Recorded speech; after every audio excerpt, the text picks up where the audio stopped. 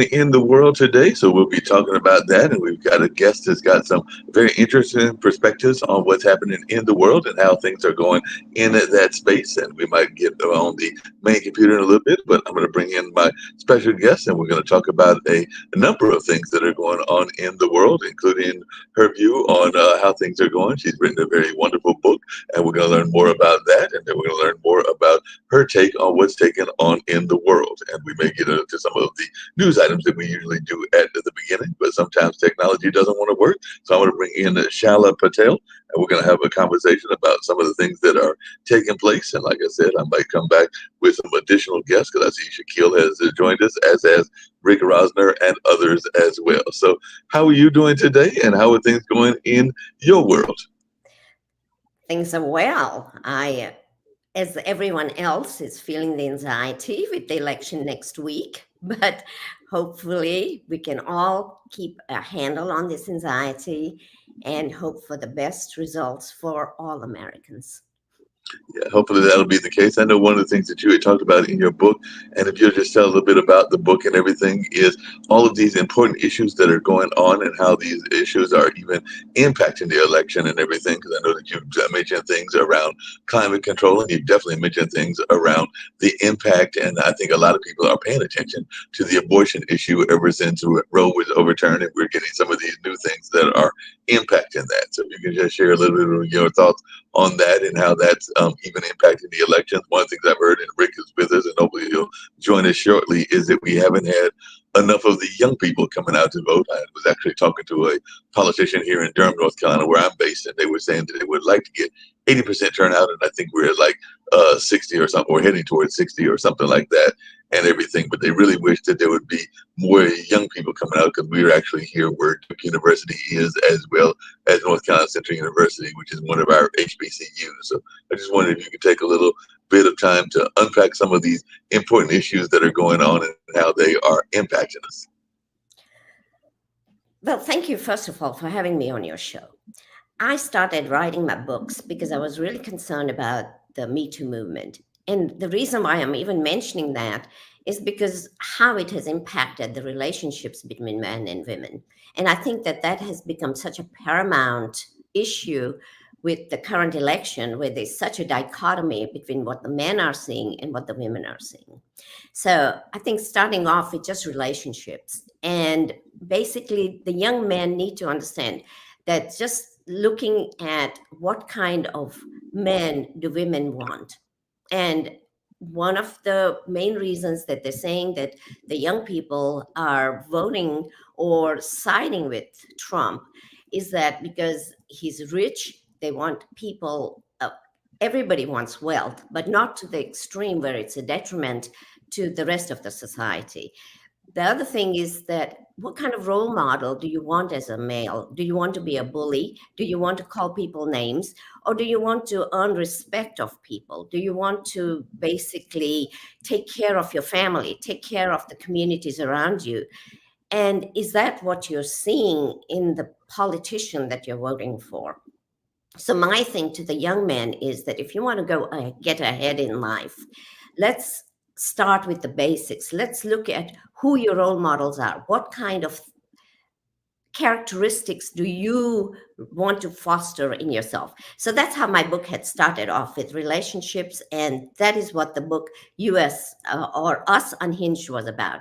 Then the next issue of the books was the US Unhinged, where a lot of the school shootings were happening, and that just really impacted the way the young children have their anxiety. And I wanted to talk a lot about parenting and what the parents could do to calm children down, to calm their anxiety, and deal with the mental health issues that have become so paramount in this country. And I wrote about how the mental health is affecting not only our day-to-day lives, but also generations and generations in the making, because the parents are failing, the parents are feeling a lot of anxiety and depression. They're modeling that kind of stuff on their kids. And so now what are we having? We're having a lot of kids who are uh, able to overcome obstacles. And when they're unable to overcome obstacles, what happens is that they have a lot of anxiety and depression. So, what are we looking at? We're looking at 1 in 5 adults that have mental health issues. We have 1 in 6 children between the age of 6 and 17 having mental health issues. We had 50,000 suicides in 2022. Now we're having roughly 40,000 suicides a year. What is all this telling us? All this is telling us that things are not going in the right direction, that there has been so much anger and frustration that has just been flamed by the political uproar in this country. We were never this angry and divided. I came to this country 40 years ago. And what is the ambitions of people coming to this country? Work hard, take care of you and your family, take care of your community. What do Americans stand for? For freedom, for volunteerism, for doing the right things. And now this big issue of pro-choice. And yes, I am very much an advocate for pro-choice because it really impacts the lives, literally the lives of the mothers. The Trump campaign talks about wanting more babies, but let me tell the people that Black and Hispanic women have twice the mortality rates during pregnancy than white women do. And what is the reason for that?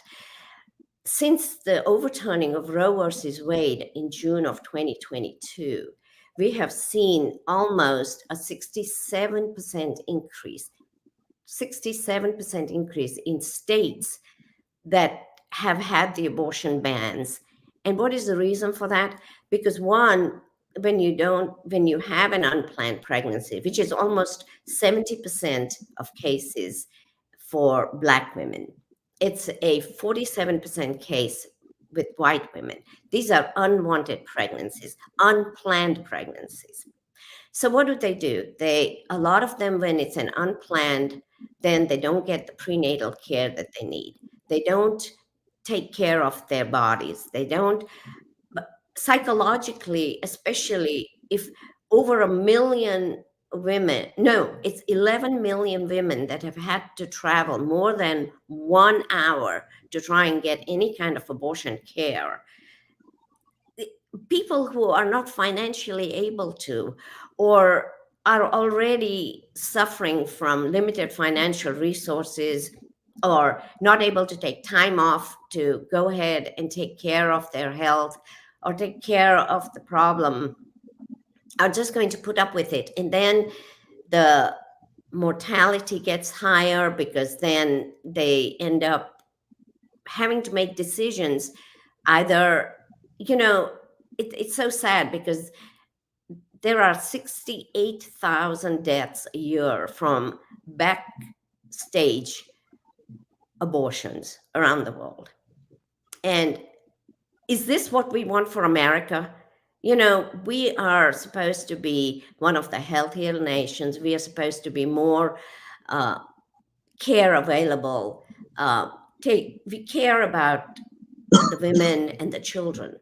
And we don't want to go backwards. We don't want to go backwards to these backstreet abortions, which will happen because when the women get desperate, and when I talk to the college, I'm not calling them college kids, but college students, that it does detract them from their plan. When they go to college, they're not planning on getting pregnant. They're not planning on dropping out because they had to take care of a baby. They don't want to take care of choosing between finishing their education or having to drop out because they weren't able to get an abortion or be able to take care of a baby.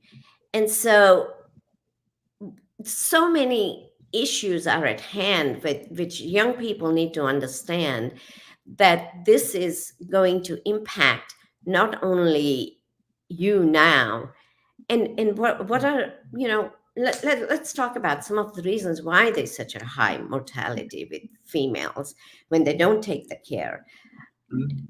Unfortunately, it is almost 23% of women that may end up dying after the first year of pregnancy or giving birth. It sounds like a really high percentage, but why is that? We all know about postpartum depression. We know about hormonal changes that can bring about this depression.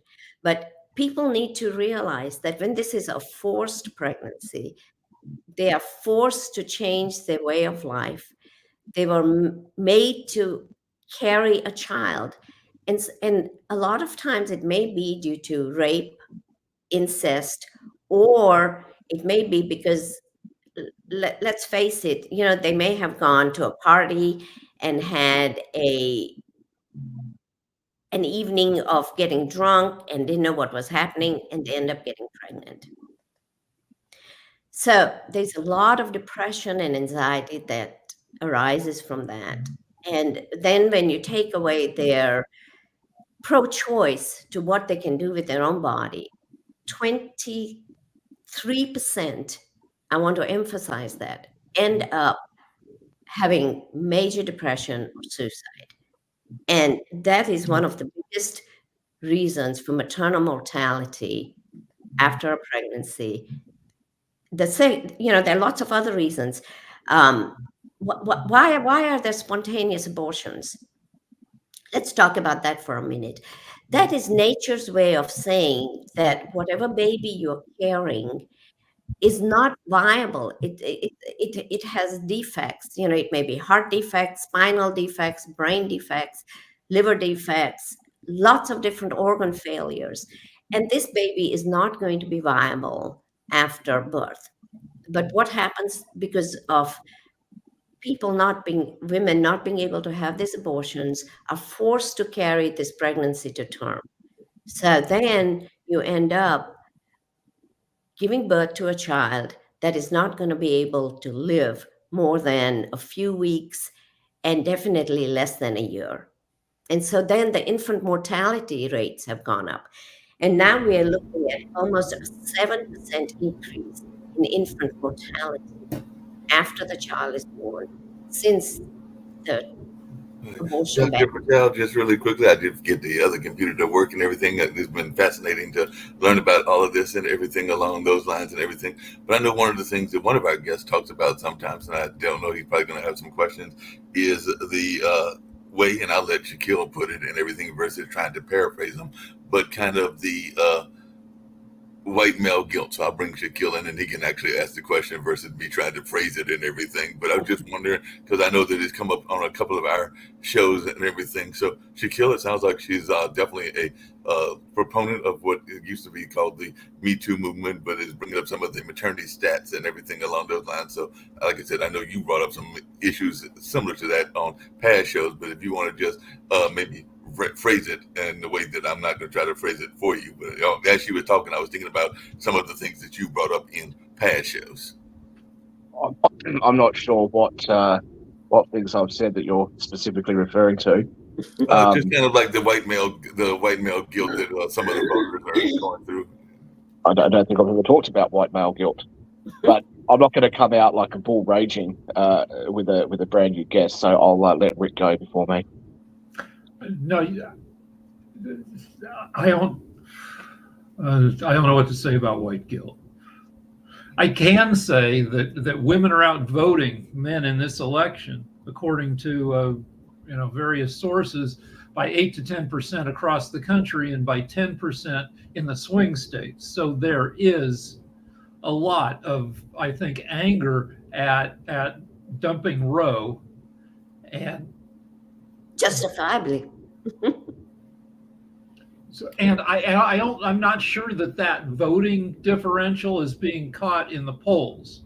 So I looked at the methodology of 4 or 5 polls, and only one had adjusted their weighting to reflect women voting being 55% of the vote and men being 45%. And one of the things I've heard on other shows, and like I said, I'll bring in Sasha as well. He's the other guest, and we'll see if other people got questions as well. But just watching the news, I have heard some people that have said that there is a pushback from some of the white male voting population, where they were feeling that they were not getting that they were being kind of like called out, and it wasn't always their group that had done the actions in the past and everything. So that has been a conversation I've heard on other shows. It's been kind of hinted at on this show and everything, but I've definitely heard it on other shows, even on other networks, whether that's Fox or CNBC or a number of other ones as well. So I just wanted your take when you hear that, Dr. Patel, where folks are sometimes saying that they are, concerned that they are being blamed and maybe even reverse victimized. I don't understand the white males, or maybe that's what they feel like. People don't understand them. White males, let's face it, have had a run of getting priority on jobs and priority. When you think about how the black males are treated against white males when police stops or whatever. So yes, the white males have had a little bit of an upper status. Let's call it an upper status. What I don't understand is why the black males and the Hispanic males are siding with Trump. Because one of the things that the main complaint I hear in relationships is that they are not able, the women are getting too progressive. They are building careers. They are getting more college education. And so what have women have had to do over the centuries is work hard and get to that place. Now, males are having to compete with women, but they also want relationships. So if they want relationships, what are women asking for? They're asking for their support. They're asking for, a chance to be equals. And I think that there has been such a patriarchal society for so long. And so what are men raised up to be? They have to take care of the family. They are the career people. They are the ones that earn more money. And so, yes, over our lifetime, things have changed a lot. I know that when my parents got married, my father was the breadwinner and he brought the money home, and mom stayed at home and she was a housewife and she took care of us. I write in my book about both males and females do not need to lose their identity. The women need to continue being some of the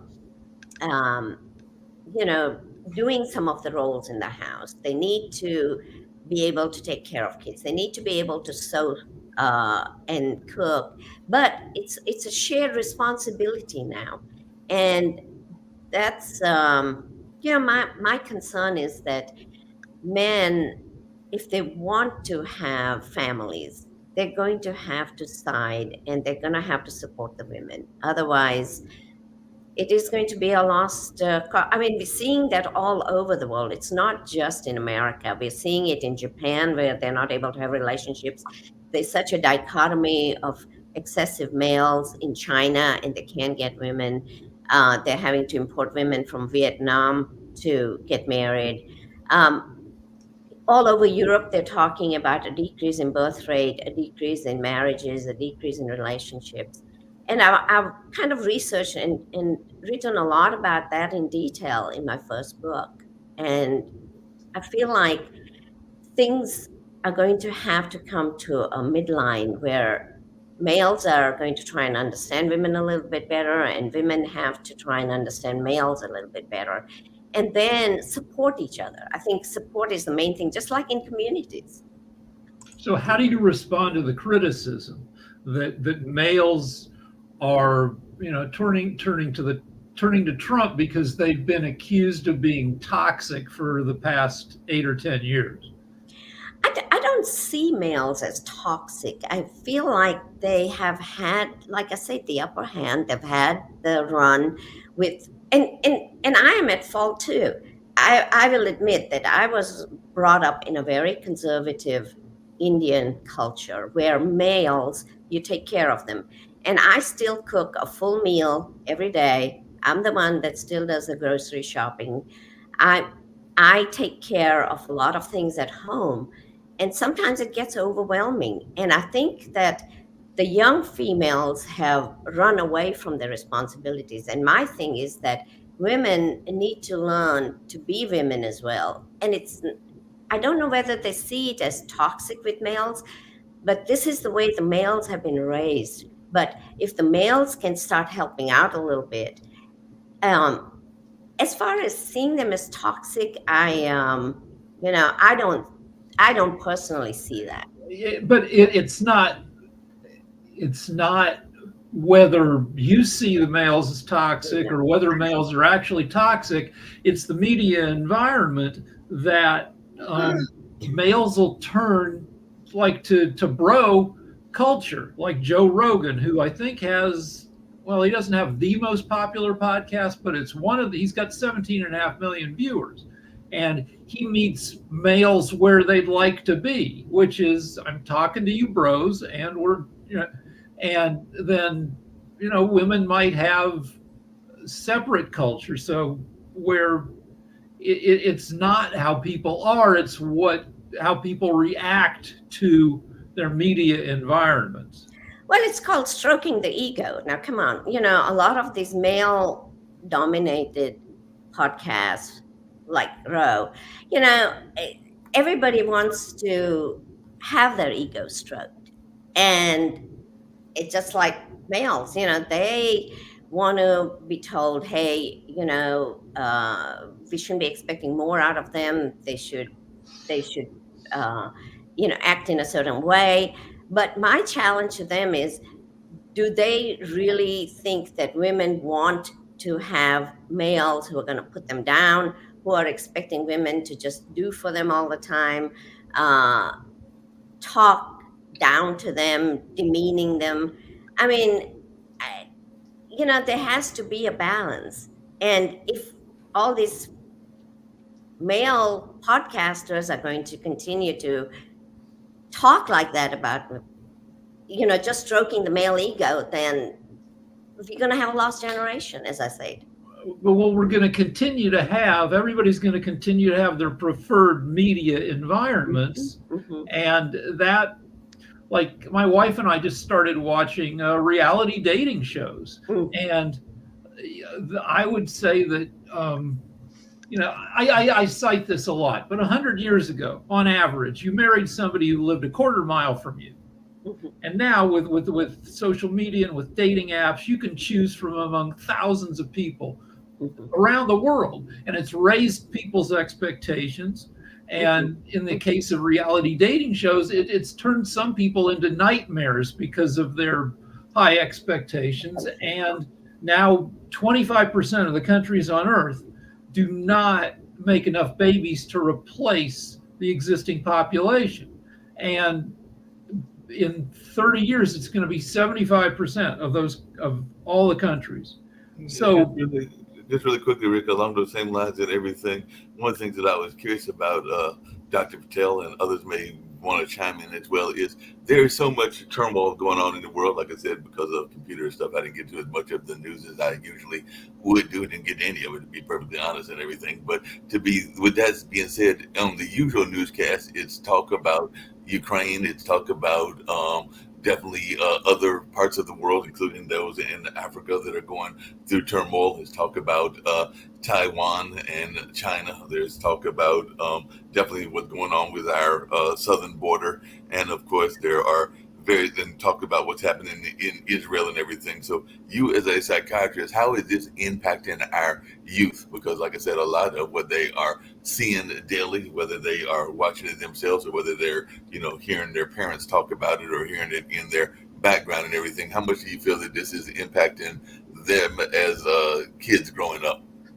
As I said, there's been such an uptick with mental health. And that is the reason why I came out of retirement to write my books, because during the pandemic, there has been so much anger and frustration. And then we have, like you said, all this world chaos, which before when I was growing up, you listened to it on broadcast radio. And I was sorry to hear how the radio stations are closing down. We are not going to have that much airwaves because everybody gets their news through social media, through streaming, through podcasts, stuff like that.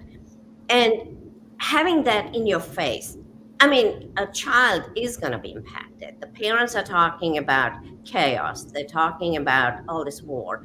And I've had my little nephews and nieces asking, is the war going to come? Is this what's going to happen here?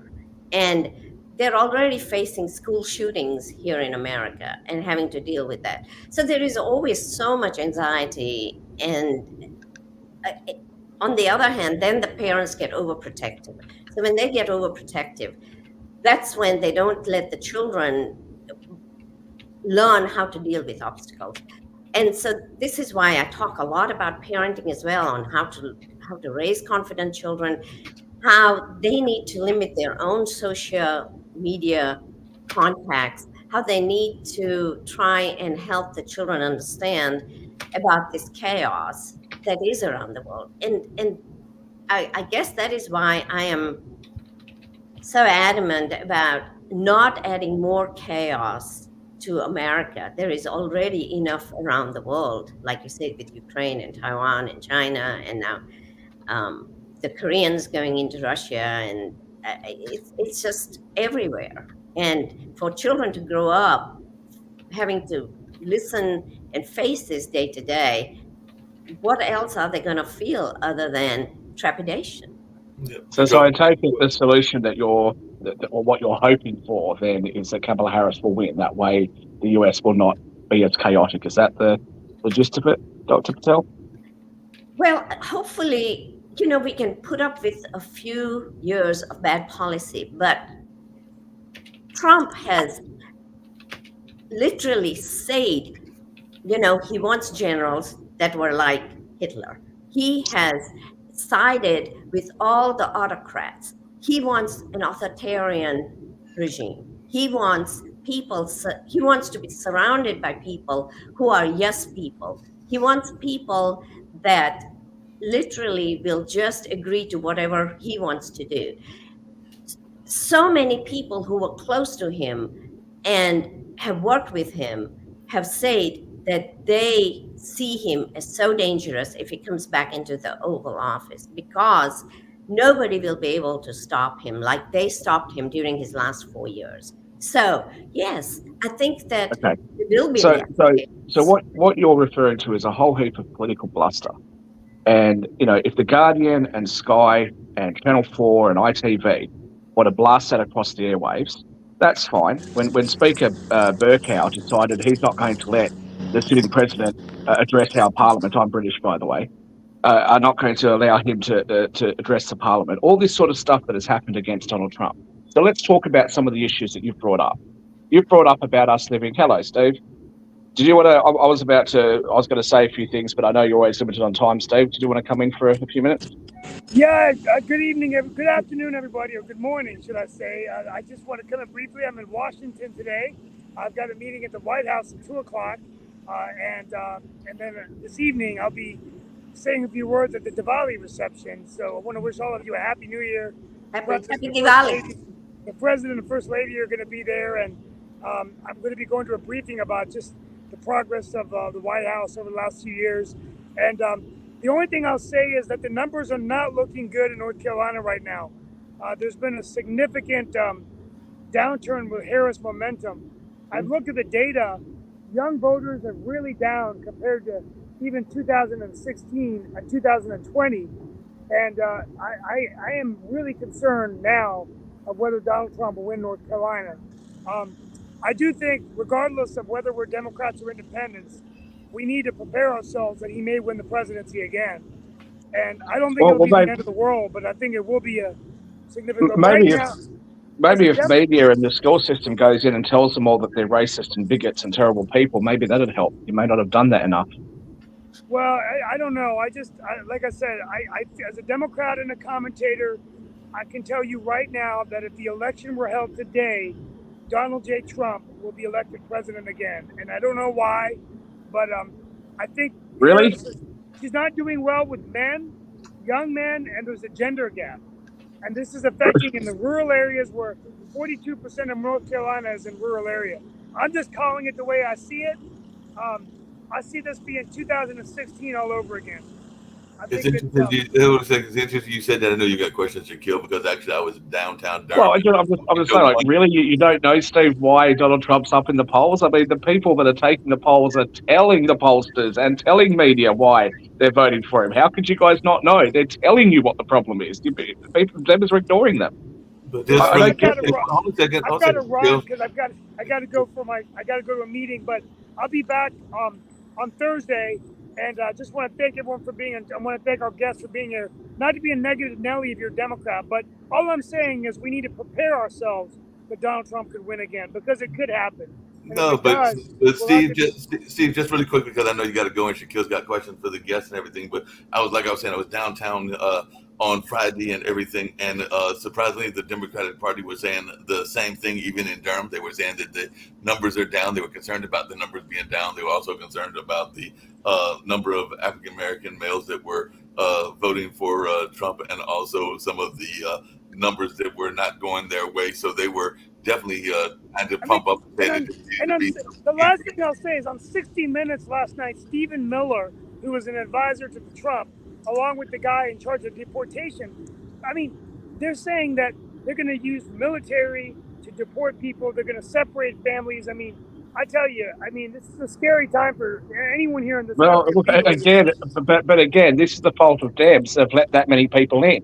What you guys want to do is to let them be here for 10 years let them be there for 10 years while they're waiting to be processed. And then you say, well, we can't break up families. Meanwhile, there's another kid from another poor family sitting back in that same country that wanted to come to the United States that now is told, well, this kid's got an American education and they've got a brother and a sister that's been born in the United States in the last 10 years. So we're going to prioritize that family. And then you wonder why, people that have immigrated to the United States and have done it the right way are feeling a little resentful, and that the Dems are losing the immigrant vote at the moment. I agree. Well, guys, we'll talk about it on Thursday. I didn't mean to. So I wish I could stay, but I got to run. I'm starting to like it up here, guys. I think I belong up here. It gets a bit cold there, Steve. You may wind up getting a job at some point. We'll see what happens and everything. You're not the only one that I know is looking at job markets. Even one of Sasha's guests might be looking at some stuff there as well. But you can talk about that on. So I was going to address a few things to Dr. Patel, but I can see Jatovi's waving his hand around as usual. So Jatovi, you want to go first, and then Rick, if you want to say something, and then I'll come back to address some things I wanted to address. Or Sasha needs to go as well. You're muted. Okay, and disappearing. All right, so I'll go until Jatovi comes back. It's really hard to tell what's going on in North Carolina, along with some other states, because in 2020, Trump said, do not vote early, do not vote by mail. This time around, he said vote early and vote by mail, and huge numbers of Republicans have voted early. So in the first couple days of voting in North Carolina, Republicans were outvoting Democrats by more than 10%. Now it's narrowed to less than 1%. So it's hard to tell. Are Democrats going to show up later this year? Are more Republicans going to show up day of in addition to the early voters? We all know. The one thing that's heartening for libs in the North Carolina results is that women are outvoting men in that state 55% to 45%. But really, you can't, it's pretty hard to tell what's going to happen. Jatovi, off mute, and then you had a question, and then I know Shaquille has follow-up questions. Jatovi. Well, let's start with the questions. All right, so somebody should go. Sasha's been sitting there for 35 minutes, as I have. So, Sasha, if you want to go, and then I'll finish my response to Dr. Patel. This is the most unusual election of all time. Here we have different issues compartmentalized, like abortion, like economy, like border issue, and many, many, many others. And people, while they're digging in, analyzing one by one all these issues, they are losing sense of a big picture. On one side, we have a trained, highly effective professional, and on the other side, you have somebody who is completely unfit for the office. And this is a big picture which people are losing completely sight of. They are specializing abortion. It should be this or that. And what is it? Immigration. Oh, are you going to build the wall? No, you're not going to build the wall. Is the wall there should be built, or maybe it should not be built? It's not. People completely messed up, and this is very unfortunate thing. And we'll just see what's happened in the election. Right now, it's highly unpredictable. Yeah, Toby, you had something you wanted to add, and then Shaquille follow up. Toby keeps freezing, so I think we should go to Shaq. Yeah, we can go to Shaq and everything. Just Wait, really quick, he's back. Shaq. He's back, maybe? Yeah, before we go to Shaq and everything, one of the things I know that you bring up and it come up on some of these shows, Dr. Patel. Let's just have him speak while he's quickly back. Yeah. Go ahead. Dropping in and out of areas and everything. I apologize, but there are a few things that I did hear. I popped in that I wanted to chime in on, and I think it harkens back to where I originally came in, where Dr. Patel was talking about how women are overlooked. I know earlier when Steve came in, he was talking about if the election were held today. Well, technically, if the election were held today, it would be 276 for Kamala Harris based on the blue wall states. However, everything is even right now in terms of all the polling. However, Kamala Harris holds a 1.4 advantage in the national polls. When we talked about the gender problem that Kamala Harris has, again, hearkening back to what Dr. Patel talked about women being overlooked. We never talk about the gender problem that Donald Trump has with women. Never have we ever mentioned that Donald Trump has a horrible deficit with women because of his actions and everything that's going on at his rallies. From Tucker Carlson talking about daddy's home, you're going to pop him in the bottom. How offensive that is. When we talk about the racist things that, for example, one of the gentlemen that he had speaking at his function last night, when we talk about these things about Donald Trump, we always tend to, it just blow by. So, look at the gentleman that said an extremely racist thing talking about Puerto Rico last night at his rally, or was it last night or the night before at his rally, talking about Puerto Rico is trash. This is the same gentleman who said he wants to go halfsies on a slave. So all these, and that's one of the lighter things that he said in terms of racist things. Also, another speaker that he had there was Hulk Hogan, whose real name isn't Hulk Hogan, but we're upset at people wanting to use names that they want to use in terms of the transgender individuals and so on and so forth. Hulk Hogan's not his real name. But also, not to mention, Shaq, don't interrupt, please. I don't have that much time to go back and forth with you. And then we forget that Hulk Hogan is the same man that spray painted the N-word in a trailer, was on record and speaking about how he hated the N-word and utilizing it over and over. Extremely racist terminology. But we overlook these things. The stochastic terrorism that Donald Trump and J.D. Vance put on the immigrants in Springfield, how he was extremely racist using dog whistles and stuff like this. We overlook these things. So it gets back to my question, because I know you said that you had gotten back into psychology and psychiatry and stuff like that.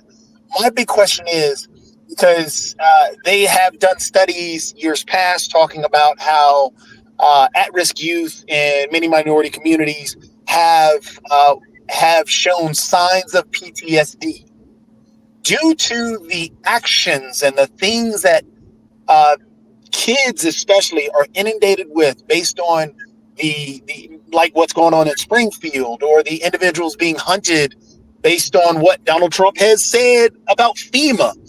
Right. Can you see that these kids and even some adults would show signs of the same PTSDs with dealing with that? Absolutely.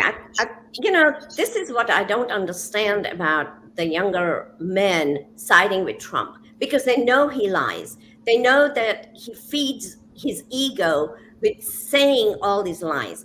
He has, like you said from last night, he called all the Puerto Ricans a pile of rubbish in the ocean. And how do all these Puerto Ricans still vote for Trump? My thing with men is that, and I keep coming back to relationships, Hispanic men and Black men. I know they value their mothers, their girlfriends, their wives, their daughters, and how Trump, when he talks so badly about the African heritage and the Indian heritage of Harris, why are Black men and Indians still siding with Trump when he's trashing our heritage? A lot of the immigrants have come into this country and grown the country economically. If you look at the CEOs of a lot of the big corporations, a lot of them are Indians or foreigners. Now, when you mention about all these immigrants, I think Harris and Biden waited way too long, and we got way too many immigrants in there. Thing is done now. Let's deal with it. But that is one issue. Trump has. They intend to deal with it by deporting them. That's how they're going to deal with it. Let's let her finish. I was listening to her. Your voice didn't come through. Let's Sasha go. Sasha's got his hand up. Okay, I think I have an answer to what just Dr. Patel talked about. You see, deep inside every man, whether it's a Latina or Black or white or just it doesn't matter what, this is a phenomenon why so many men are voting for Trump. Because Trump tells and he shows that he can say and do many things that majority of men dream of doing but can't afford. All of them want to grouping the females, and they want to talk trash about them and send them to hell and do all the horrible things to them, but they can't afford because they will be prosecuted, they will be sued, there will be fines, there will be so many things that they dream about it but can't do it. Trump shows, hey, I can do anything what I want to do, and there will be nothing to punish me. No one in the world can punish me. So they admire him for that. They dream about being in that position. That's why they vote for him. Because if he will lose, he will go into oblivion. He will go to jail, and all this mythology will be lost for so many millions of men. So they will have to go on hard landing, understand who they are and what's their place in the world, and they don't want to do it. They want Trump to succeed. So do you want to face the reality that American men have such sick Is there any possibility that I'm going to... Is there any possibility I'm going to get a chance to respond at some point? Because I was actually speaking. I was actually speaking, and I stopped because they won't go for it, Tammy. Come on. Okay. Actually, I just wanted to chime in and tag in what Sasha said, because that's where I think the conversation would, I think, blossom. And I think what Sasha said is pointing out, could this be the death rattles of patriarchy?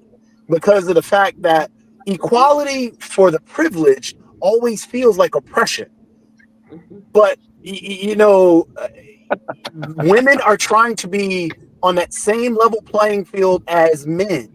African Americans or minorities are trying to be on that same playing field and that same equity level or equality level as others. But those that are in privileged positions always have this idea that they're taking something away. So hence the reason equality to the privileged feels like oppression. So my question is, could this be because that's what Donald Trump is running on. He's running on straight masculinity. That's it. And so could this be that death rattles of the patriarchy?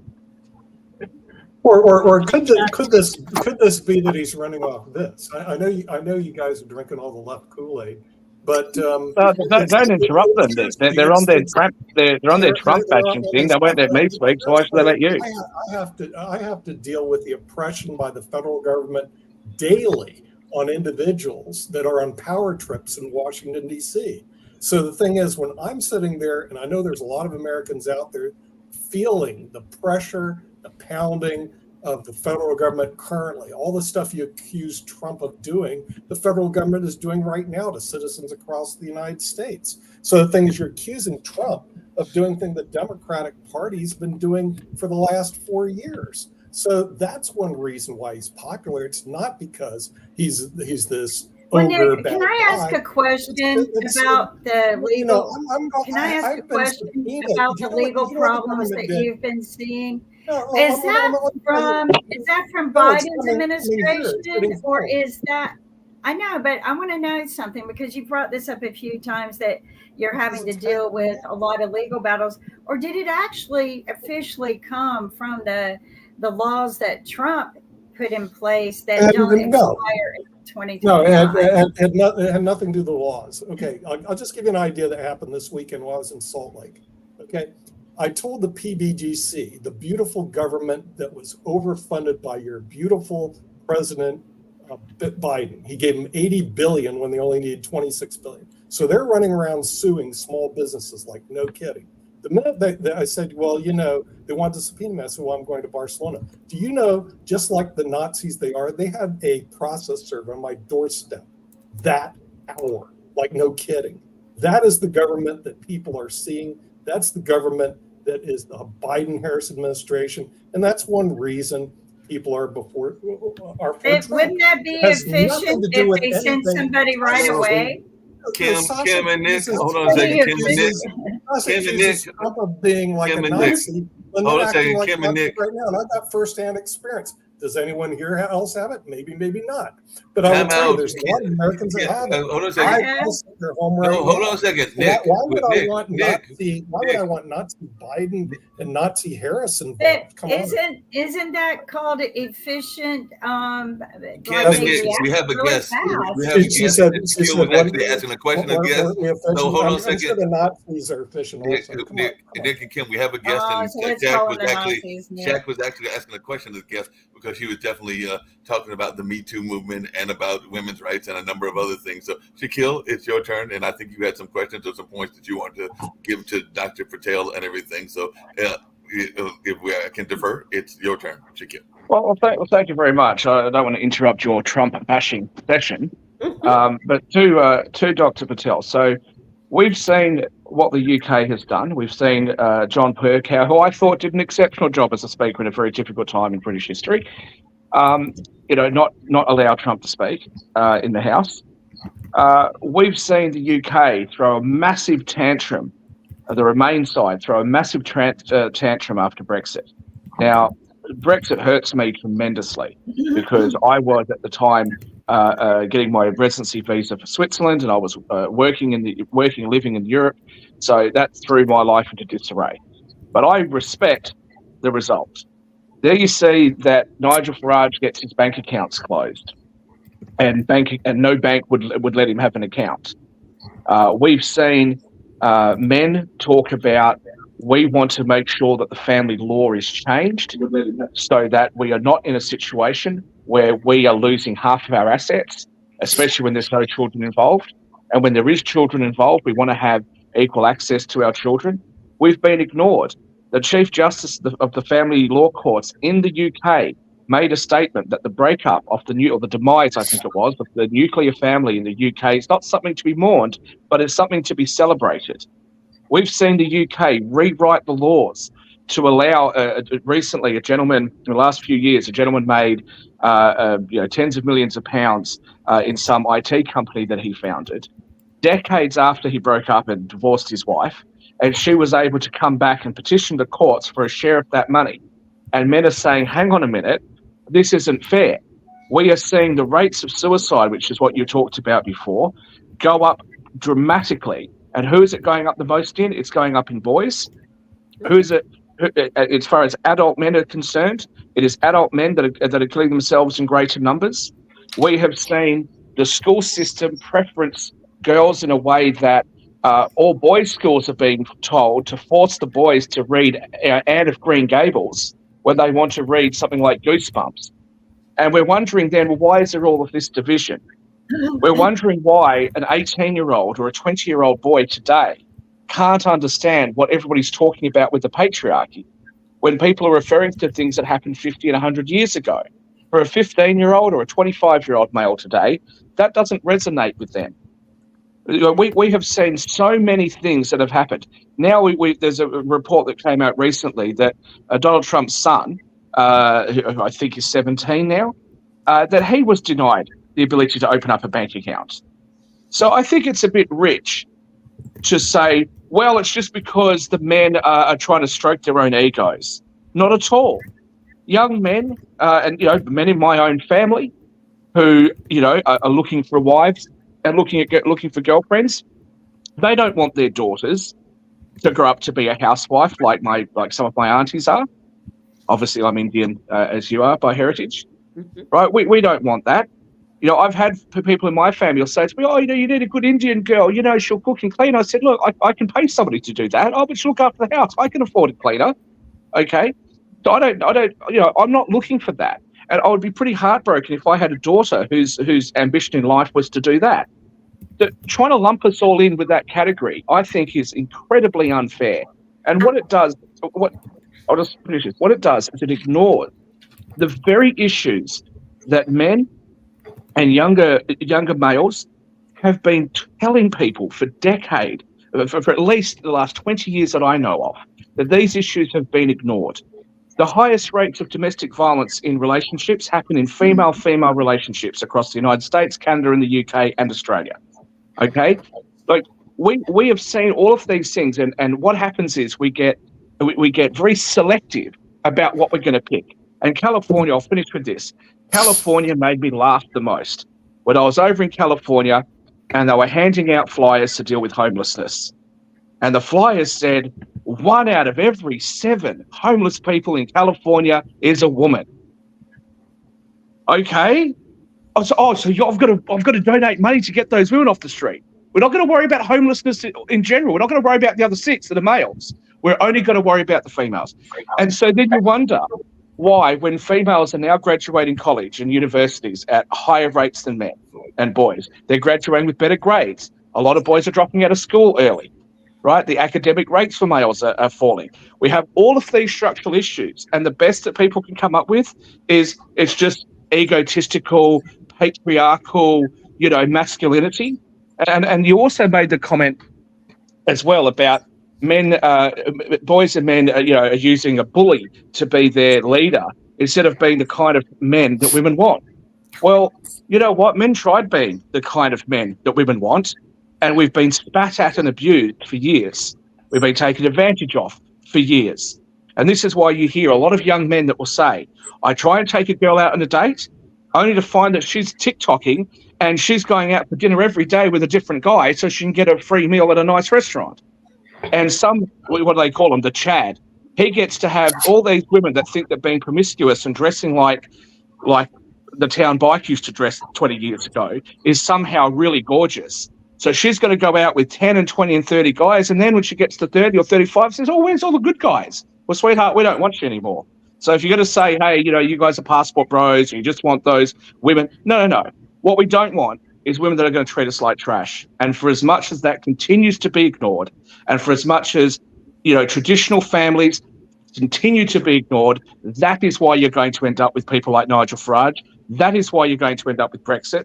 That is why you're going to end up with people like Donald Trump and behaviours like Keir Starmer's, where he's threatening to put people in jail for memes I know it's a little bit overblown the way the media described it, but that doesn't go down very well. The misinformation bill in Australia, that doesn't go down very well. Candace Owens, a black woman, but she's conservative, just got denied her visa to travel into Australia in a handful of days to do a tour in Australia of conservatives that want to go and see her.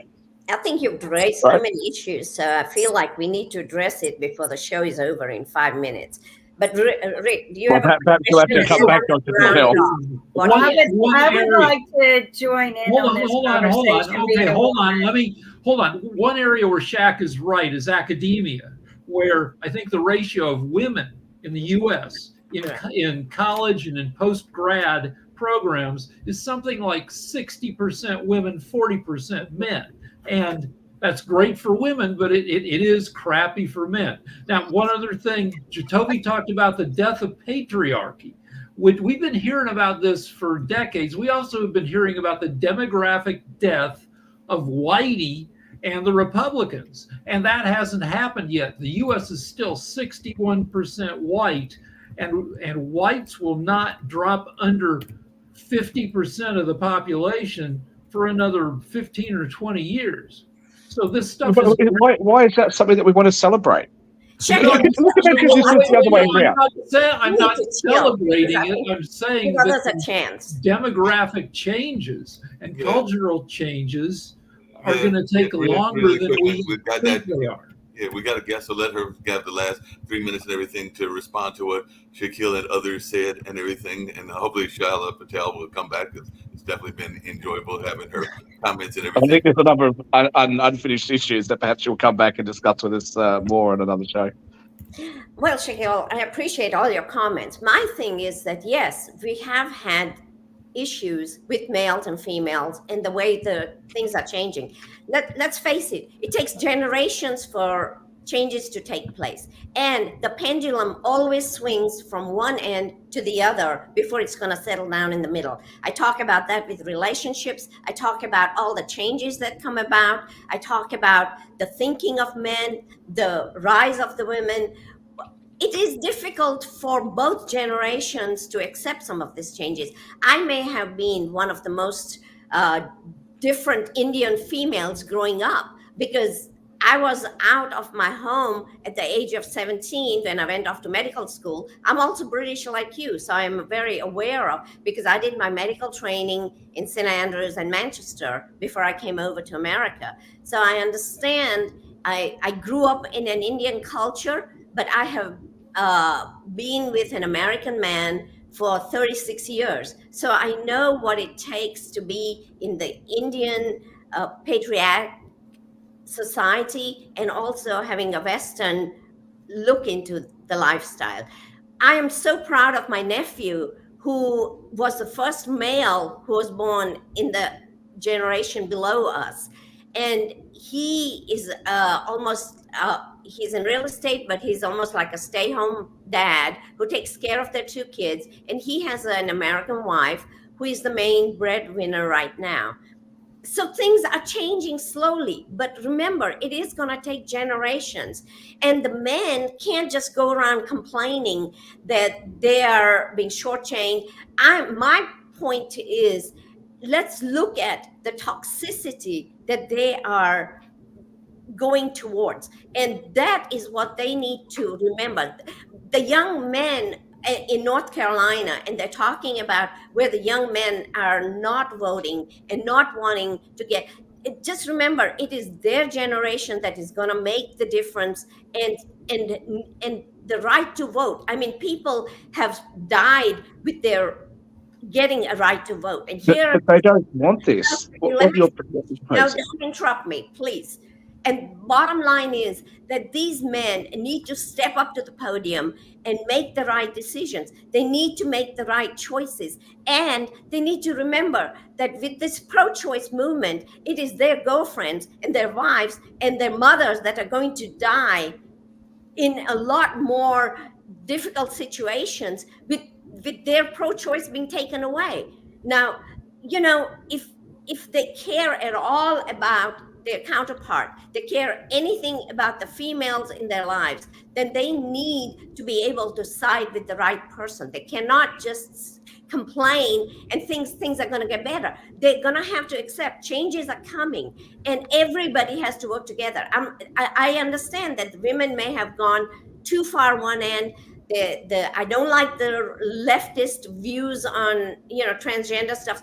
I was a child psychiatrist for 25 years, and I never, not one case where I had a transgender wanting to mutilate their bodies and that. When I was in England, yes, and I did my training, I had a couple of transgender patients who needed a sex change. But then in England, there's a whole different system of what they have to do before they can get this. I am horrified to hear about kids, and I don't even know where this is happening, because I really don't see it in our communities. I don't hear about it in my medical thing where, hordes of children are getting mutilated. That's what the Republicans are putting out. That's not what's happening. Well, that's what's on the medical stands up. That's a different debate. I just want to deal with this abortion thing very quickly.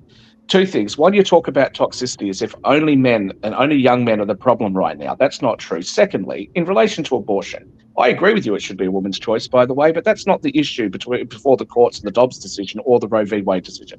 It's a constitutional issue as to whether it should be federal law or it should be state law. The argument that you're making should be an argument for why people should vote for their state representative to be a Democrat or somebody who wants to increase these rules. Now, you may not like that, but what are you proposing? That they should vote for Kamala Harris so that she can do what? She doesn't have the power from the executive in order to do this. And what she actually suggested she was going to do was she was going to end the filibuster in order to ram it through the Senate, which, by the numbers at the moment, she wouldn't even be able to do that because she wouldn't have the numbers. So, I don't think that's a particularly compelling argument. Bring the politicians in who are going to be pro-choice, because one of the things that they have to understand is that this is, for 50 years things work. And remember, if Trump dies, Vance will be president, and he has already talked about a federal ban of abortion. Well, already 11 million women are having to drive more than 1 hour to try and get any kind of abortion care. I had an ectopic pregnancy. I would be one of these women who would have died at home because the obstetricians are not getting the... Yeah, I agree with you. Let me finish, Akhil. You have interrupted too many times. The women are dying because the obstetricians are not getting the training that they need for abortion care. Abortion doesn't just mean terminating a pregnancy. Abortion means also when women are suffering from ectopic pregnancies, early, whether it's midterm or early term, spontaneous abortions, bleeding. None of these obstetricians. There has been a 33% decrease in states. You want to talk about states taking over? There has been a 33% decrease in the states where the obstetricians are leaving because they don't want to deal with these draconian laws where they want to lock up. Doctors don't practice law. I don't understand why the lawyers have to practice medicine and be doctors. Because the doctors and the patients have to make decisions. It should not be up to the lawyers to be injecting themselves into the lives and personal lives of women and the decisions that they need to make. Rick, please have the last word. I'm going to be off point a little bit, but I'm just going to say that, like, bros can be bros partially because of incel culture. When I'm old, when I was young and trying to lose my virginity, I had to do it with a real girl. I had to fix myself, get rid of my glasses, lift weights, figure out how to make my hair look not stupid. Now there's an avalanche of entertainment, video games, streaming, and a ton of porn. And guys, a certain segment of guys can save themselves the trouble of trying to hook up and be reasonably satisfied, without making themselves palatable to women. I don't know what percentage of the male culture that is, but but modern technology and modern media has changed the landscape, and we're going to have to. But that's how Japan is. Japan doesn't. They're talking about having such a low birth rate because what do the Japanese men do? They jerk off. And they have the most pornographic stuff in Japan, and they're not having relationships. and they are not making babies. And that is why Japan's birth rate is going to drop so much. Oh, Is that what we want for the men? I'm Is looking that up we cannot Japan's get up birth to the rate. come man on with now. what women You know, want? if you want to just keep coming out and attacking men as if there's no self-reflection, then you say, well, you know, both men and women need to come back together. I actually agreed with you. You seem to take offence to it. I agree with you about the abortion issue. And not only is that an issue there, but also even before the Dobbs decision, you had a lot of medical services that were provided by the Catholic Church, which meant that in a number of the southern states, they actually didn't have very good access to abortion in the first place. And the problem that they have right now, that I've talked about here and on some very right-wing shows in Australia, the problem that they have right now is that some doctors are going to be too frightened to perform life-saving procedures because they're worried about what the legal consequences are. I agree with you. What I'm saying is that if we're going to fix this, we should try to fix it through the proper political process instead of trying to ram things through and then accuse the other side of being a threat to democracy.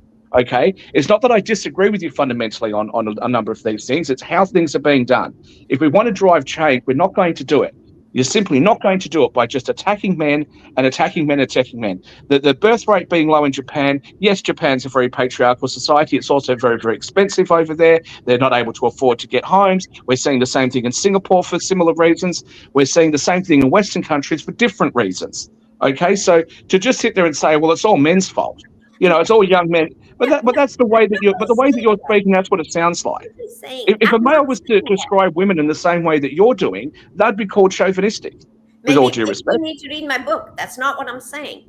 But that's what you've said here so far. Just really quickly, because we do have to wrap up. There's other shows that are going on. Right. You've got quite cross at me, and you've got an entire panel full of people on this whole show that have agreed with you, and you're getting quite cross with me because I'm pushing back a little bit on some of what you're saying. I'm not getting cross with you. I was just saying, just don't interrupt when other people are trying to talk. That's all.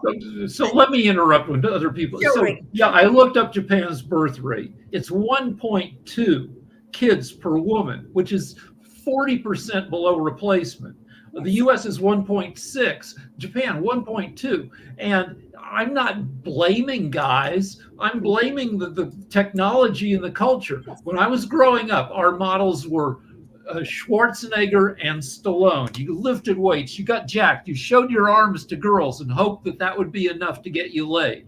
But now the culture has shifted where there's all sorts of whatever the reason is, Japan is not making enough babies. Well, in Western culture, what are we celebrating? Harry Styles. He's so masculine wearing a dress. You think that 20-year-old girls are going for that?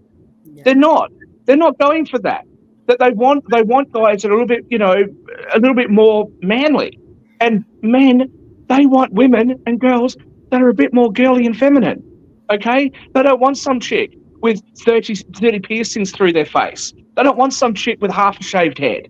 Now, are women allowed to do that? Of course you're able to do it. But don't sit there and then expect that men are going to be like, oh, you look fantastic. No, that's not what men are into. End with is definitely social media has caused a lot of problems. And that's what we all have to agree on, is that there has to be a decrease in everybody's, because like Rick says, social media provides a lot of things that men can jerk off to and then not have to have real relationships. It's the same thing with men. So, we need to go back to the basics. We need to have less social media. Mark had mentioned about the impact on children. Yes, again, they don't need to be watching a lot of the media with all these negative influences of the war or politics. Or I've always said, parties have to get together. People have to learn to work together. It's just like parents. When the two parents are fighting all the time, then the children are going to be unhappy. That's how the American population is right now. We have two parties that can't get along. They have parents fighting all the time. So what happens to the kids? Everybody's angry and upset. But I have to run. I have another radio show to go to. Thank you. We appreciate you, Shal. I hope you'll make another again. And everything just really quickly, because we're getting ready to end the show anyway. But if you'll tell folks about the title of your book one more time, and also how they can reach you. I know you got to get to your other show, but hopefully we'll have you come back on, because I didn't even get to the climate change issue, which I also wanted to get to as well and everything. But I'd love to have you come back on in the near future and share some more insights. But I definitely enjoyed the insights that you shared. But definitely, if you'll tell folks how they can get a copy of your book. Everything is available on Amazon. Just make sure you spell my name right, SHILAPATEL. And if you just put down books by Dr. Sheila Patel, there is Us Unhinged, US Unhinged, and the last one was US Fractured, which I put out in 6 months after January 6th because I was so incensed with what Trump tried to do on Capitol Hill. Appreciate you and everything. So we'll definitely check those books out, and hopefully we'll have you come back in the not too distant future, but definitely a lively discussion. And I hope you enjoyed it, but definitely we'll hopefully have you come back again in the near future. Thank you very much. Okay. Bye-bye. Bye. Thank you all. And of course, now the computer wants to have a moment again. There we go.